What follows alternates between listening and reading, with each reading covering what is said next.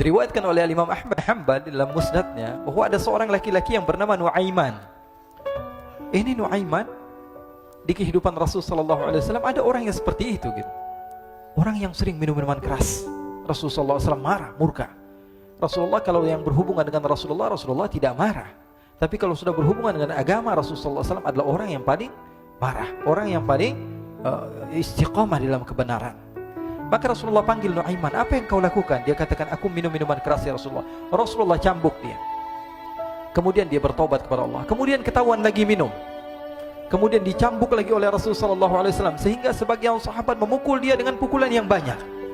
Sehingga apa yang berlaku? Sebagian sahabat mengatakan, la'natullahi ala Nuaiman.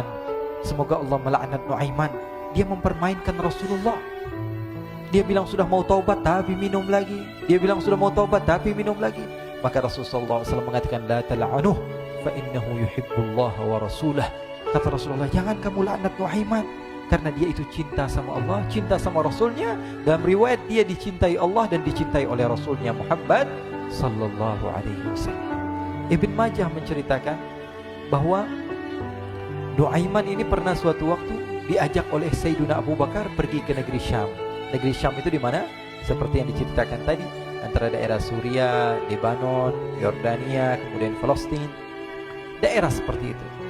Umumnya orang Quraisy pada masa itu mereka memiliki rihlah berdagang, membeli dagangan ke Syam, kemudian dijual lagi di kota Makkah. Ketika itu Rasulullah SAW didatangi Abu Bakar.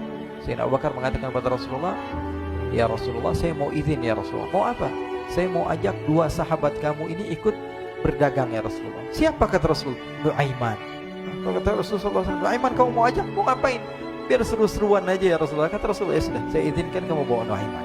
Ketika itu Sayyidina Abu Bakar membawa Nuaiman sama satu sahabat namanya Suwaibid ibn Harmalah. Siapa namanya? Suwaibid ibn Harmalah. Ini sahabat Rasulullah SAW yang memiliki sifat yang berbeda-beda. Kalau Nuaiman ini aneh. Pernah Rasulullah SAW dibawain makanan banyak, dikasih Rasulullah, dikasih sahabat semua. Semuanya sudah makan, tiba-tiba si Nuaiman ini, sahabat Nabi Nuaiman mengatakan kepada Rasulullah, ya Rasulullah, ini yang penjualnya, tolong kau yang bayar ya Rasulullah. Makanan udah habis. Makanan udah habis. Rasulullah SAW bingung, saya yang bayar. Akhirnya Rasulullah katakan kepada sahabat, ayo keluarkan uang, kita patungan, kita bayar. Rasulullah aja dimainin, apalagi kita orang. Sallu ala Nabi Muhammad. Nuaiman diajak Sayyidina Abu Bakar. Kata Rasulullah SAW, benar kamu mau ajak Nuaiman? Iya ya Rasulullah. Diajaklah akhirnya. Diceritakan dalam riwayat Ibn Majah, diceritakan juga dalam Siyar A'lam An-Nubala, diceritakan juga dalam musnadnya Imam Ahmad bin Hanbal, dalam riwayat Imam Ahmad bin Hanbal. Maka diceritakan Nuaiman diajak oleh Sayyidina Abu Bakar. Sesampainya di negeri Syam, semua dibagi tugas. Fulan bin Fulan kerjaannya ini, Fulan bin Fulan kerjaannya ini. Semua memiliki kerjaan. Nuaiman tanya, wahai Abu Bakar, kerjaannya saya apa wahai Abu Bakar? Kata Sayyidina Abu Bakar, kamu mau ngapain terserah kamu wahai Nuaiman. Yang penting kamu ikut saya kan. Kemudian satu di antara mereka namanya Suwaibid ibn Harmalah. Ditanya oleh Sayyidina Abu Bakar, wahai Suwaibid, kamu mau kerjaan apa? Kata Suwaibid, terserah kamu wahai Abu Bakar. Kata Sayyidina Abu Bakar, kamu menjaga makanan, karena saya tahu kamu ini adalah orang yang senantiasa menjaga amanah. Suwaibid ini kalau disuruh maju dia maju, disuruh mundur dia mundur, disuruh ke kanan dia ke kanan, disuruh ke kiri dia ke kiri. Orang yang ikut aja. Kalau Nuaiman beda, disuruh maju dia ke belakang, kasih sen kanan ke kiri belok. Nuaiman itu orang yang berbeda. Maka Suwaibid mendapatkan tugas, semua mendapatkan tugas kecuali Nuaiman. Sehingga ikhwani, apa yang berlaku, apa yang terjadi? Sayyidina Abu Bakar pergi sibuk dengan kesibukannya, sehingga datanglah waktu siang. Nuaiman sudah lapar. Nuaiman cari makanan. Dia nggak punya uang, diajak Sayyidina Abu Bakar tapi tidak diberikan uang. Sehingga dia cari-cari makanan. Dia tahu Suwaibid yang jaga makanan. Dikatakan, wahai Suwaibid, saya mau makan, berikan kepada saya satu roti saja. Yang terpenting apa? Saya makan sekarang, saya sudah lapar. Kata Suwaibid, ya Allah Nuaiman, kita tunggu Abu Bakar saja sehingga dia datang, karena ini amanat. Amanat dari Abu Bakar, saya tidak boleh berikan kepada siapapun kecuali atas izin Abu Bakar. Kata Nuaiman, kasih saya makanan, kalau tidak saya bikin masalah sama kamu. Merah wajahnya Suwaibid, karena dia tahu, jangankan saya, Rasulullah aja dimainin. Bingung, apa yang harus saya lakukan? Akhirnya Nuaiman bilang, gampangannya aja, kata Nuaiman, kamu kasih saya makanan, atau kalau tidak saya bikin masalah sama kamu. Bingung Suhaib pikir panjang. Setelah itu dia katakan, ya sudah Nuaiman, saya tetap mau jaga amanah Abu Bakar, karena saya takut ini adalah perintahnya Allah, perintahnya Rasulullah SAW, dan perintah daripada Abu Bakar, sahabatnya Nabi. Kata Nuaiman, kalau memang begitu kamu maunya, ya sudah, berarti kamu ngajakin berantem sama saya. Nuaiman pergi ke pasar. Dia cari-cari tempat penjualan hamba sahaya. Dia lihat-lihat beberapa hamba sahaya. Ini berapa harganya? Ini katanya 10 qalanis. Ini berapa? Ini harganya, hitungan orang zaman dahulu, kita sih hitung seperti dirham, berapa ratus dirham gitu, 200 dirham. Yang ini berapa? 300 dirham. Yang ini berapa harga hamba sahaya? 300 dirham. Harganya antara 300, 200 sampai 100. Kemudian Nuaiman mengatakan kepada penjual hamba sahaya tersebut, saya punya juga hamba sahaya, tapi saya jual cuma 20 dirham saja, murah. Katanya, apa benar ada hamba saya harganya segitu? Iya, karena dia punya aib, ada kekurangan. Apa? Nanti kalau kalian tangkap, dia bakalan teriak, saya ini bukan hamba sahaya tapi orang merdeka. Akhirnya semua orang berkumpul mau beli. Ini Nuaiman sama Nuaiman diajak ke Suhaib bin Harmalah tadi. Kata Nuaiman, itu ada orang yang berdiri sedang menjaga makanan, itu hamba sahaya saya, tangkap saja. Oh baik. Diberikan uang 20 dirham, dimasukkan oleh Nuaiman ke kantongnya. Kemudian Suhaib ditangkap. Ketika ditangkap, Suhaib teriak, saya bukan hamba saya orang merdeka. Maka orang-orang tersebut mengatakan, saya sudah tahu kekurangan kamu. Ini memang kekurangan kamu, memang kamu, tapi saya tidak perlu dengan bacot kamu, yang penting kerjanya kamu gitu. Ya kan, hamba saya untuk apa? Untuk kerja. Mau dia ngomong apa, mau ngomel, terserah, yang penting dia mau kerja. Akhirnya ditangkaplah Suhaib dan dijual di pasar. Nuaiman punya uang banyak ini. Dia beli makanan, dia beli minuman, dia beli hadiah buat Rasulullah. Dia beli macam-macam di negeri Syam ini. Waktu itu adalah superpower, adidaya Romawi. Pada masa itu semua barang mahal, tapi Nuaiman banyak uangnya. Dia belanja ini, belanja itu, sehingga Sayyidina Abu Bakar pun pulang. Ketika Sayyidina Abu Bakar pulang, Sayyidina Abu Bakar cari, mana ini Suhaib?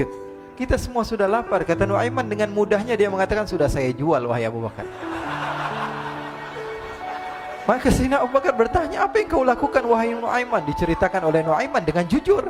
Nuaiman ini orangnya apa adanya, tapi nyusahin. Saya jual. Akhirnya dibawa oleh Nuaiman, Sayyidina Abu Bakar pergi ke mana? Ke pasar. Lalu dibeli lagi oleh Sayyidina Abu Bakar As-Siddiq Suhaib, yang tadinya orang merdeka menjadi hamba sahaya sebentar, kemudian dibeli lagi oleh Sayyidina Abu Bakar. Pulang ke Madinah, kisah ini diceritakan di hadapan Rasulullah SAW. Maka perawi mengatakan, fadhahikan nabiyyu hatta badat nawajiduhu. Ketika diceritakan kisah Nuaiman tersebut dengan Suhaib, Rasulullah tertawa sejadi-jadinya, sehingga gigi geraham Rasulullah SAW nampak di wajah mata para sahabat.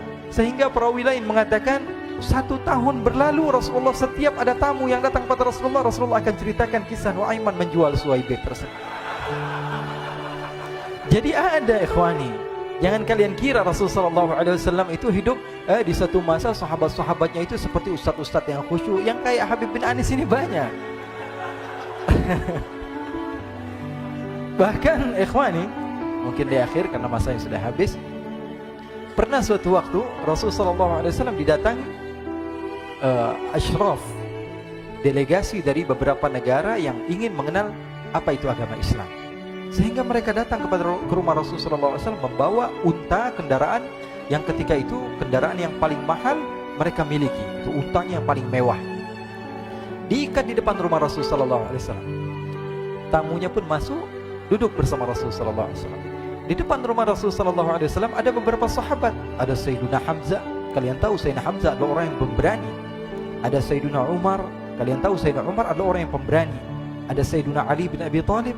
Ada Sayyiduna Sa'ad bin Abi Waqqas. 4 sahabat ini lagi nongkrong gitu depan rumahnya Rasulullah SAW, berjaga sebelum Allah Subhanahu wa ta'ala turunkan ayat wallahu ya'simuka minan nas. Ketika mereka sedang asyik duduk, tiba-tiba Nuaiman datang. Ini Nuaiman kalau datang pasti bikin sesuatu yang aneh. Bahkan dikatakan tidaklah Rasulullah SAW dalam keadaan bersedih, kecuali Nuaiman datang Rasulullah akan tersenyum. Jadi sebagian sahabat itu senang kalau sudah Nuaiman datang, pasti Rasulullah bahagia. Tapi ketika itu Nuaiman datang, ingin duduk bareng-bareng Sayyidina Hamzah. Sayyidina Hamzah katakan kepada Nuaiman, bercanda begitu. Nuaiman, kamu lihat unta orang datang dari luar Arab ini. Lihat, kata Nuaiman, ini besar banget ini, badannya besar gitu. Dagingnya pasti banyak. Iya nih, kalau kita sate enak nih ntar malam. Kata Nuaiman. Kata Sayyidina Hamzah, apakah kamu berani? Kata Nuaiman, saya berani aja asal kalian gak bilang sama Rasulullah. Kata Sayyidina Hamzah, benar wahai Nuaiman, benar kan? Akhirnya Sayyidina Hamzah lupa masalah itu, cuma bercanda-bercanda saja. Sayyidina Hamzah lagi asik sama Sayyidina Umar, Sayyidina Ali. Tiba-tiba apa? Ternyata ketika dia melihat unta tersebut sudah pisah antara kepala sama badannya. Nuaiman mengatakan, wahai Hamzah, ini unta saya sudah potong, saya mau pergi sebentar. Kalau Rasulullah cari saya, tolong jangan beritahu di mana saya. Nanti kalau keadaan sudah aman, mari kita nyate bareng-barengan. Ini ada yang seperti itu di zaman Rasulullah SAW. Maka dia pun berlari dan berlari mencari satu tempat supaya Rasulullah SAW dia selamat daripada Rasulullah SAW. Sehingga Sayyidina Hamzah bingung, ini kalau Rasulullah keluar gimana? Ada Hamzah Asadullah, ada Ali bin Abi Thalib, ada Umar, gak bisa jaga kendaraannya, tamunya Rasulullah SAW. Akhirnya benar apa yang terjadi, ikhwani. Rasulullah SAW tamunya mau pulang. Ketika dia buka pintu tamu melihat apa? Untanya sudah begitu. Mereka teriak, wa naqatah, unta kami wahai Muhammad. Baru mau kenal Islam, unta kami, kendaraan kami sudah dibuang. Rasulullah SAW lihat Sayyidina Hamzah, lihat Sayyidina Ali. Mereka gak bisa ngomong, mereka hanya bilang apa? Nuaiman ya Rasulullah. Rasulullah perintahkan Sayyidina Umar, wahai Umar, sekarang kamu ambil uang, kemudian kamu gantikan, kemudian kamu berikan 2 kali lipat daripada harta unta ini, sehingga apa? Agama Islam tidak didengar dengan sesuatu yang tidak baik di luar sana. Akhirnya diberikan harta, diberikan unta yang baru dan diberikan harta yang lebih untuk orang tersebut, sehingga orang tersebut tidak menjelek-jelekan agama Islam. Kata Rasulullah SAW, dan sekarang waktunya kita balas dendam sama Nuaiman. Nuaiman ternyata berlari tempat yang jauh sampai hampir keluar dari kota Madinah. Dia dapatkan seorang sahabat Nabi yang hadir juga dalam peperangan Badar, namanya Al-Miqdad bin Al-Aswad. Siapa namanya? Al-Miqdad bin Al-Aswad ketika itu sedang menggali sumur. Ketika sedang menggali sumur, Nuaiman datang. Nuaiman katakan kepada Miqdad, wahai Miqdad, wahai sahabat Rasul, kamu orang yang hadir dalam peperangan Badar, kamu adalah orang yang hebat. Dipuji-puji sama Nuaiman. Ada maunya ini. Akhirnya dia bilang, wahai Miqdad, tolong saya. Kenapa wahai Nuaiman, kamu ini kekasihnya Rasulullah, orang yang disayang sama Rasulullah. Kenapa? Saya ini sedang dikejar-kejar orang jahat. Tolong selamatkan saya. Saya pengen masuk ke dalam sumur, boleh atau tidak? Kata Miqdad, siapa yang mengejar kamu? Pokoknya saya dikejar sama orang-orang. Kamu mau atau tidak selamatkan saya? Ya sudah, selagi kamu itu adalah sahabat Nabi, silahkan kamu masuk. Masuk akhirnya Nuaiman ke dalam sumur tersebut. Lalu Nuaiman mengatakan, wahai Miqdad, dia keluar lagi. Nanti kalau ada yang cari saya, tolong jangan beritahu saya di dalam sumur ya. Kata Miqdad, baiklah. Kata Nuaiman, siapapun yang bertanya tentang saya, kamu tidak akan kasih tahu? Iya kan? Walaupun Rasulullah yang tanya saya? Katanya, nggak mungkin Rasulullah datang ke tempat sejauh ini. Iya, walaupun Rasulullah. Akhirnya masuk Nuaiman. Setelah beberapa menit Rasulullah dan rombongan benar datang. Miqdad bingung ini. Ini kenapa Rasulullah datang ke RW kami ini? Ada apa yang Rasulullah sampai sejauh ini? Ditanya, ya Rasulullah, ada apa ya Rasulullah? Kata Rasulullah, saya cari Nuaiman. Di mana Nuaiman? Innalillah, kata Miqdad. Nggak dijawab ini Rasulullah. Kalau dijawab saya ingkar janji. Akhirnya apa dia katakan? Wahai Rasulullah, mata saya tidak memandang kepada Nuaiman, tapi tangannya nunjuk ke dalam sumur. Sahabat. Apa dia bilang? Mata saya tidak melihat kepada Nuaiman, tapi tangannya nunjuk ke sumur. Akhirnya dibuka sama Rasulullah, Nuaiman muncul. Kata Rasulullah, Nuaiman, kamu bikin malu saya, wahai Nuaiman. Ya Rasulullah, yang bersalah bukan saya, tapi orang yang mencari saya bersama kamu ya Rasulullah. Akhirnya Rasulullah nengok siapa, ternyata Nuaiman sudah lari kabur. Sallu ala Nabi Muhammad. Kisah-kisah seperti ini sebenarnya banyak sekali ya. Ini menunjukkan kepada kita bahwa kehidupan Rasulullah itu begitu indah. Rasulullah SAW, kalau kamu mau menjadi orang yang baik, contoh Rasulullah.